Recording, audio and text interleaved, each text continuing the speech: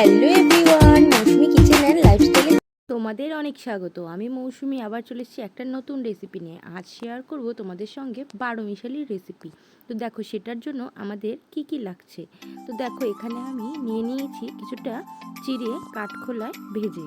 তো দেখো চিড়ে ভাজাগুলো নিয়ে নিয়েছি। এরপর এর মধ্যে অ্যাড করব কিছুটা পরিমাণ চাল ভাজা। তো দেখো কাঠখোলায় চালটাকে একটু হালকা নেড়ে ভেজে নিয়েছিলাম। এরপরে এর মধ্যে দিয়ে দেবো কিছুটা নিমকি, কিছুটা বুট ভাজা, আর দিয়ে দিচ্ছি কিছুটা পরিমাণ ঝুরি ভাজা। এরপর এক এক করে অ্যাড করব কিছুটা পরিমাণ কাঁচা লঙ্কা, কিছুটা পরিমাণ পেঁয়াজ কুচি, আর কিছুটা পরিমাণ আদা কুচি।